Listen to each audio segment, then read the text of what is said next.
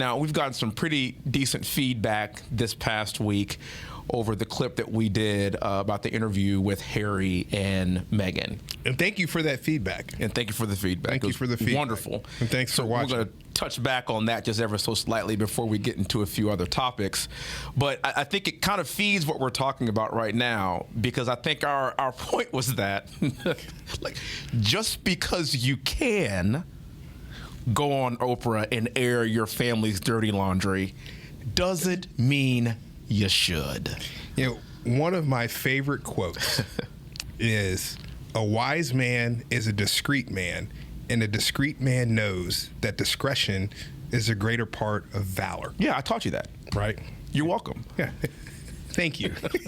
Thank you, Maui. I'm a wild. Thank you. You're welcome. Thank you. And when you think about it, to your point, there's this piece of, there's so many liberties that we have in this country because of who we are. And there's so many things that we can do, but then there's a step back of thinking, okay, but is it prudent that we do these things? Mm-hmm. And then there's also thinking more broadly about, okay, what are the long-term ramifications of the things that I do? I didn't mean to just say do there. It's fine. That I do. You gotta put a pause in there. And a lot of times I think people mistake the very short-term myopic gain for what the long-term ramifications can be, particularly as it pertains to family, particularly as it pertains to relationships. And that should factor into that should equation. And a lot of people actually, Rendon, I mean, it's a very thoughtful approach to things, and we don't live in a very thoughtful era of time right now. Yeah. I'm willing to actually acquiesce to that argument, but it doesn't mean that we shouldn't strive to make sure that should piece is actually well thought out and well understood.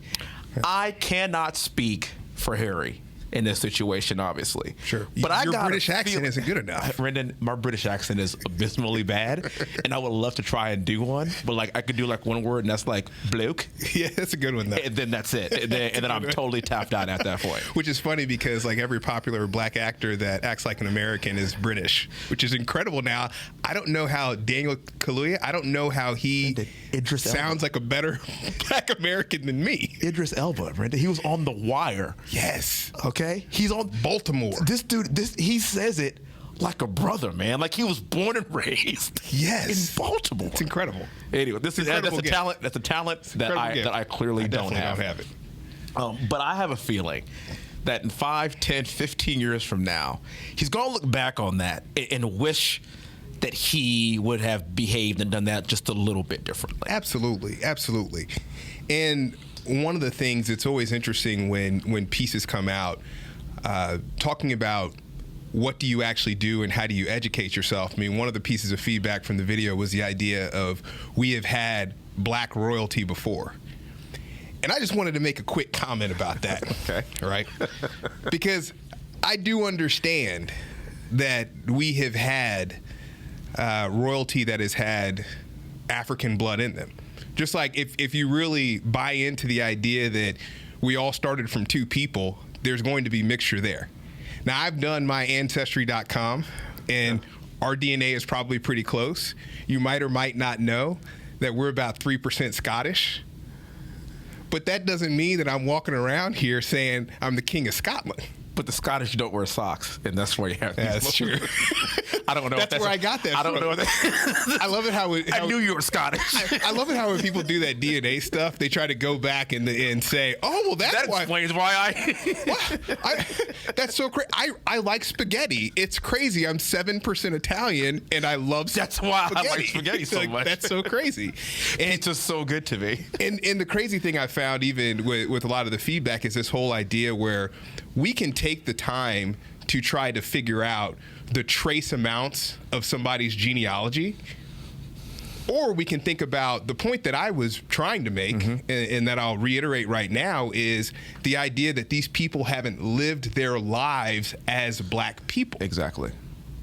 Like that's the piece of this. So Queen Charlotte and others, may they have had 10, 15, 20% black? Yeah. Sure, absolutely.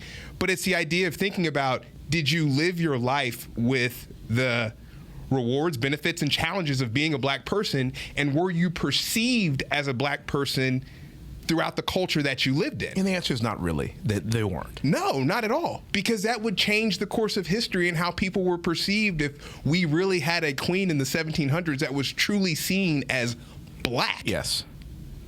Like, that would change everything. Yes. And one of the things that I think is really interesting, you and I are both big fans of W.B. Du Bois. Yep. And one of my favorite books is The Souls of Black Folks. Soul of Black Folks. Amazing. Wonderful book. Amazing. And one of the things that he talks quite a bit about is this dual consciousness that we have. And you and I have experienced this dual consciousness quite a bit because we've lived our lives partially in a black world and partially in a white world. Mm-hmm. Well, I was thinking a little bit about this dual consciousness. And I was thinking about this notion of the first that we have in our country. You know, we have the first black president who also was half white. He was as equally white as he was black. Yes. We have the first black vice president. Yeah. Who's also half Indian. Yes. If you watch The Bachelor, we have the first black bachelor. Who's also half white. Yeah. If you look at quarterbacks getting the payday that they deserve, Patrick Mahomes is the first black guy that's really viewed as a true franchise quarterback in this era. And he's half white. And he's half white. Mm-hmm. Now, there's two ways to really look at this. On one end, there's this idea that, maybe these people are given these opportunities, and I hate to use the word give because they've earned these opportunities. They've earned it, yes. Maybe these people have more opportunities because the broader establishment or white America is more comfortable with them because they are a piece of them. That's one argument. The second argument that I subscribe to is this idea of the dual consciousness, that they've been forged into leaders and wonderful people because they have had the opportunity and the privilege to have to figure out how to live their lives in two different worlds. And that's the challenge that gives them a little bit of an edge. It gives them the edge. Lewis Hamilton, who's an F1 driver, also half black and half white, will be the greatest racer in the history of the world. He will go down in history as being better than Michael Schumacher. Period. He's actually already there. And he talks about a lot of the struggles that he had coming up in Britain of being biracial, the names that he was called, and how difficult it was for him and his psyche to overcome that, the different lessons that his black father had to teach him that other people didn't have to deal with. And you could tell that he still wears that on his sleeve. Yes, that's tough. Yes, that's hard. Thank God for hardships and thank God for some of those tough times, because that's the edge that he has when he is driving that car better than anybody that's ever done it. And oh, by the way, he was just knighted by the Queen. Ooh. So he's Sir Lewis Hamilton. By the way, that's how racist the Queen is. Wow. That he is now Sir Lewis Hamilton. Sure. And I would argue that Michael Schumacher's son, who is now racing in F1 for Haas, which is not the best car in the world, Sure. won't have near the edge of a Lewis Hamilton. Yeah. Mick Schumacher's dad, Michael Schumacher, is worth $500 million. Sure. He wasn't called the N-word. Well, let me tell you. Let me tell you something. Lewis Hamilton, his psyche is forged in steel, and you see it when he's taking those curves. You see it when he's racing that car. I kind of look at that as we have experienced even in our lives every now and again. We have not been treated fair all the time. No. We've been called some names here and there. Yeah. Thank God. Yes. Well, and to your point, a lot of these things, there's entryways into a room. Part of it, look at the credentials that we have in the schools that we've gone to. That is an entryway into a room. Now, what's the extent of that being the reason you get the opportunity or the gumption and grit that you have? There's certain proportions that are going to be rooted in this. Yes. But I will tell you, when you give me the opportunity, I won't waste it. I'm taking it. I'm going to take it, I'm going to run with it. And to your point about Lewis Hamilton, you have to build that muscle mass. Yeah. I mean, I know you've been lifting. Every now and you looking kind of cut up, every now and then. like Sly Stallone and Rambo 2. You know. I'm trying to get together. You want the tips? I'm trying to get like that. You got any tips? Got any tips? But no, you're absolutely right, and I do think that as really just a Tropic Thunder reference. Tropic Thunder, amazing, fantastic, okay. fantastic. Go ahead though. But it's one of these things where even as you see, how do you forge a person? And how do you take adversity and use that adversity to get stronger and stronger and stronger and build upon what you have? And that's important. And even there's another piece of feedback too, the idea of the queen being racist or not racist. Now, here's what's interesting. Yeah. I'm reading this book right now. I read a lot of books. Yeah, whatever. This book is called How to Be an Anti-Racist. And it's by this historian called This is good. Ibram X. Kendi. You read this book? I'm in the process of reading it right now. Why? Right? I'm just kidding. I'm just kidding. Canceled. Bye. So here's what's interesting. Not only, first of all, I like to read books from perspectives that are different from mine. And this historian, there's certain things that he says that I agree with. There's other things that he says that I don't agree with. But he has this quote, and let me read it so that I don't get it wrong. But he has this quote about racism and anti-racism. The whole idea is racist on one end, we're familiar with what racist behaviors are. He's basically saying that you can't be not racist. You're either racist or anti-racist. Yeah. Either you're doing what it takes to overcome racism, but there's no, well, I'm not racist. And he has this quote that was mind-changing for me, just completely. He said, racists and anti-racists are not fixed identities. We can be a racist one minute and anti-racist the next. Yeah. So we live in a culture where we're calling racist an identity. Me too, even as a black man, I've done things that are racist and I've done things that are anti-racist. Mm-hmm. I'm trying. We all have, by the way. We all have. But it's not a fixed identity. It's not Rendon the racist or Rendon the anti-racist.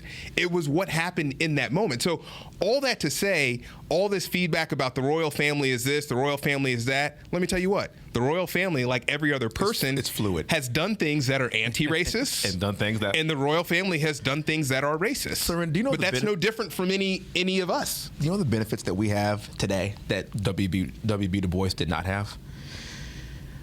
Is that we don't have to choose.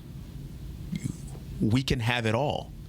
You don't have to be black or white. And I think a lot of that argument is with us having multi-biracial children.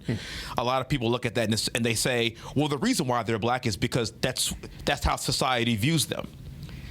You see, we don't have to live under that mind state anymore, actually, because I'm less interested with how society views you. I am more interested with how you view yourself. I was talking to a friend of mine, and she asked me, well, how are you going to raise your kids? I said, well, what do you mean? Well, are they going to be black, or are you going to raise them? I was like, whoa, let's be clear about something. They get to be it all. Yeah. They're black. They're Irish. Yeah. They get to. They're German. They've got like 1.5% Scottish. Hey, think about that. It's like at 3%. It's like 1.5% Scottish. Yeah. So they're not going to wear socks either. They're wearing socks. Rats. And I think that's awesome. I don't want them to choose. I love music. I love music. Yeah. We grew up driving to St. John's every day for an hour, listening to hip hop a lot, so we love that, especially old school Jigga. We love. You were a Nas guy, if I'm not mistaken. Lil Nas X. We'll get to that here in a second, fear not. But you know me, I love me some country. Yeah. I love me some EDM. Yeah. Rest in peace to Avicii. He's one of my favorites. Yeah. I like it all, Rendon. Yeah. And I remember growing up and hearing people say, you can't listen to that, that's for white people. Or you can't listen to that, that's for this person. And I will never forget Susan Alexander, Stephanie Lineberger, and middle school at St. John's taking me to the rodeo and really introducing me to country. And I liked it. And you know what's really cool? I have a very extensive musical palette because I realized that I didn't have to choose one. I could like elements from every single musical genre. Yes. And appreciate the nuances and how they got there and the background in which they got there and the cultural influences on that genre of music. And you want to know what's awesome about it, Rendon? It's all music. Yes. They all have that in common. It's all music. Yes. We are no different as people. Yes. See, and that's you get to enjoy certain pieces of different cultural backgrounds. You don't have to say that I'm this or that. No. You could literally take it all, and you know what we all have in common? We're all human beings. Yes. Yes. How about we stop putting people in buckets based on what you think they look like and who they are, and embrace everybody for their differences, take the highlights from every culture, and celebrate it? Yes. And that's why it's so damaging when public figures use rhetoric such as, you ain't black if ... It's the That's worst. what's so damaging about that. Because guess what? You don't get to define my blackness. You've never been black a day in your life. You don't get to define that. Yeah. I get to listen to what I want to listen to, because guess what? Whatever I do or whatever you do is black history, because we're black.